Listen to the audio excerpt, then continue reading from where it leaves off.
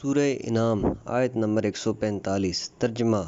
کہیے مجھ پر جو وحی آئی ہے اس میں کسی غذا کھانے والے کے لیے کوئی چیز حرام نہیں پاتا سوائے اس کے کہ وہ چیز مردار ہو یا خون ہو جو حیوان یا انسان کے بدن سے باہر نکلے، یا سور کا گوشت ہو کہ یہ سب چیزیں گندی ہیں، یا وہ حیوان جن پر بطور گناہ سر جدا کرتے وقت غیر خدا بتوں کا نام لیا گیا ہو۔ لیکن وہ لوگ جن کا مقصود لذت نہ ہو اور نہ وہ حد سے تجاوز چاہتے ہوں مجبور ہو کر کچھ کھا لیں تو ان پر کوئی گناہ نہیں ہے، تیرا پروردگار بخشنے والا اور مہربان ہے۔ تفسیر: بعض حرام جانوروں کا ذکر۔ بعد ازیں خداوند کریم محرمات الہی کو ان بدعتوں سے الگ کرنے کے لیے جنہیں مشرکوں نے حقیقی قانون میں داخل کر دیا تھا، اس آیت میں اپنے پیغمبر کو حکم دیتا ہے کہ ان لوگوں سے صاف طور سے کہہ دیجیے، مجھ پر جو وحی ہوئی ہے اس میں کسی شخص، وہ عورت ہو یا مرد، چھوٹا ہو یا بڑا، کے لیے مجھے تو کوئی غذا حرام قرار دی ہوئی نہیں ملتی سوائے چند چیزوں کے۔ پہلی یہ کہ وہ مردار ہو یا وہ خون ہو جو کسی جاندار کے بدن سے نکلے، اس سے وہ خون خارج ہے جو حیوان کی رگوں کو کاٹنے کے بعد اور خون کی بڑی تعداد بہہ جانے کے بعد گوشت کے اندر کی باریک رگوں میں رہ جاتا ہے، یا سور کا گوشت، کیونکہ یہ سب نجاست اور گندگی ہے اور انسان کی صحیح سالم طبیعت کو ناپسند ہے، طرح طرح کی علائشوں کا سرچشمہ ہے اور مختلف طرح کے نقصانات کا سبب ہے۔ انہا کی ضمیر اگرچہ منفرد ہے لیکن بہت سے مفسرین کے خیال کے مطابق یہ تینوں قسم کی نجاستوں مردار کا گوشت، خون، سور کا گوشت کی طرف پلٹتی ہے، اور اس جملے کے معنی اسی طرح ہیں۔ یہ سب جو بیان کیا گیا ہے گندگی ہے، اور آیت کے ظاہر سے جو معنی مناسبت رکھتے ہیں وہ بھی یہی ہے کہ ضمیر تینوں کی طرف پلٹے، کیونکہ اس میں کوئی شک نہیں کہ مردار اور خون بھی سور کے گوشت کی طرح پلید ہے۔ اس کے بعد نجاست کی چوتھی قسم کی طرف اشارہ کرتے ہوئے فرماتا ہے، یا وہ حیوان جن پر ذبح کے وقت غیر خدا کا نام لیا گیا ہو۔ یہ امر قابل توجہ ہے کہ بجائے لفظ حیوان کے لفظ فسق استعمال کیا گیا ہے، جیسا کہ سابقہ بھی اشارہ ہوا ہے کہ فسق کے معنی ہیں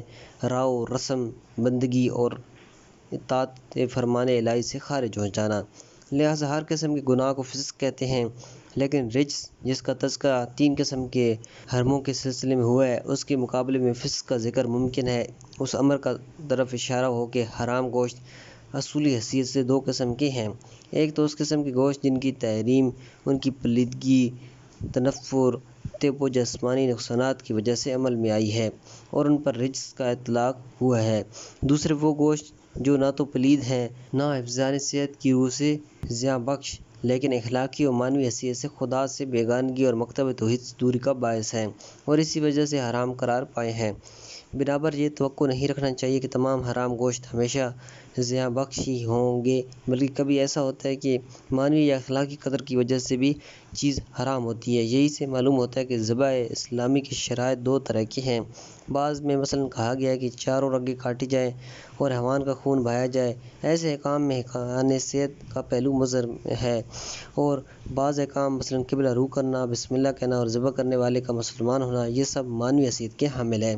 آخر آیت میں بھی ان لوگوں کے لیے حرمت سے استثناء ہوا ہے جو ناچاروں مجبور ہو جائیں اور کوئی ایسی غذا ان کو مل سکے جس سے ان کی جان بچے، تو ایسی صورت میں ان گوشتوں کو بقدر ضرورت اپنے استعمال میں لا سکتے ہیں۔ ارشاد ہوتا ہے، وہ لوگ جو بالکل مجبور ہو جائیں ان پر کوئی گناہ نہیں ہے، لیکن شرط یہ ہے کہ صرف حفظان جان کے لیے ہو، لذت کے لیے نہ ہو، اسے حلال سمجھتے ہوئے نہ ہو اور نہ ضرورت سے زائد کھائیں۔ ان حالات میں خدائے غفور و رحیم ایسے افراد کو معاف کر دے گا۔ در حقیقت یہ 2 شرطیں حالت اضطرار کا ہونا اور ان سے حد تجاوز نہ کرنا اس لیے ہیں کہ بعض افراد اضطرار کو قوانین الہی کے توڑنے کی سند نہ سمجھ بیٹھیں اور ضرورت کو بہانہ بنا کر حکم خدا کے دائرے سے باہر نکلنے کی کوشش نہ کریں۔ لیکن اہل بیت طاہرین علیہ السلام سے بقول بعض روایات میں کچھ اور مفاہیم بھی ہیں، جیسے تفسیر عیاشی میں امام جعفر صادق علیہ السلام سے منقول ہے، باغی سے مراد ظالم اور عادی سے مراد غاصب ہے۔ نیز ایک دوسرے روایات میں امام علیہ السلام سے نقل ہوا ہے کہ آپ علیہ السلام نے فرمایا، باغی سے وہ شخص مراد ہے جو امام عادل اور حکومت اسلامی کے خلاف خروج کرے، اور عادی سے مراد چور ہے اس طرح کی روایات سے اس امر کی طرف اشارہ منظور ہے کہ گوشت حرام کھانے کی مجبوری بالعموم سفر میں درپیش ہوتی ہے، لہذا اگر کوئی شخص ظلم و ستم یا غصب و چوری کے مقصد سے سفر کرے اور حلال غذا کامیاب ہو جائے تو ایسی صورتوں میں حرام گوشتوں کا کھانا اس کے لیے جائز نہیں ہوگا، اگرچہ اس کا فرض یہ ہے کہ وہ اپنی جان بچانے کے لیے ان گوشتوں کو کام میں لائے، لیکن اس گناہ کی سزا بھی اسے بھگتنا پڑے گی، کیونکہ اس حرام سفر کے مقدمات کہ اس نے خود فراہم کی ہیں۔ بہرحال یہ روایت مذکورہ آیت کے عمومی مفہوم سے بالکل ہم آہنگ ہے۔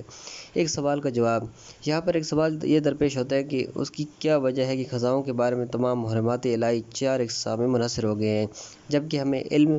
ہے کہ حرام غذائیں انہی 4 چیزوں میں منحصر نہیں ہیں۔ درندوں کا گوشت، دریائی حیوانات، چھلکے دار مچھلی کے علاوہ کا گوشت اور اسی طرح کے دوسرے حرام جانوروں کا گوشت، یہ سب حرام ہیں، لیکن آیت مذکورہ میں ان میں سے کسی کا نام نہیں لیا گیا اور محرمات کو صرف 4 چیزوں میں منحصر کر دیا گیا ہے۔ بعض حضرات نے اس سوال کے جواب میں یہ کہا ہے کہ یہ آیت مکہ میں اتری اور اس وقت تک دوسری چیزیں حرام نہیں ہوئی تھیں۔ یہ جواب صحیح نہیں معلوم ہوتا، کیونکہ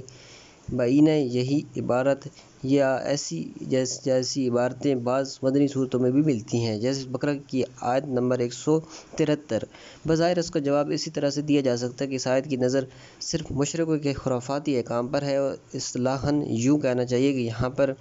حصر اضافی ہے۔ دوسرے لفظوں میں آیت کا مفہوم یہ ہے کہ محرمات الہی یہ چیزیں ہیں نہ کہ وہ جنہیں تم نے اپنی طرف سے گھڑ لیا ہے۔ اس بات کی مزید توضیح کے لیے جاننا ہوگا کہ اگر ہم ایک مثال پیش کریں، وہ یہ کہ اگر کوئی ہم سے یہ سوال کرے کہ آیا حسن اور حسین دونوں آئے تھے، ہم جواب میں یہ کہیں گے نہیں، صرف حسن آئے تھے۔ یہاں پر ہماری غرض صرف یہ ہے کہ دوسرے شخص حسین کے آنے کی نفی ہو جائے، اس سے کوئی بحث نہیں کہ دوسرے افراد جو سوال کے دائرے سے خارج تھے وہ آئے کہ نہیں، وہ چاہیے آئے بھی ہوں تب بھی ہمارا مذکورہ جواب صحیح ہوگا۔ اس طرح کے حصر کو حصر اضافی یا نسبی کہتے ہیں، لیکن یہ ملحوظ رہے کہ ہر حصر عام طور سے حقیقی ہی ہوتا ہے، الا یہ کہ اس کے خلاف کوئی قرینہ موجود ہو، جیسے زیر باعث آیت۔ والسلام علیکم ورحمۃ اللہ۔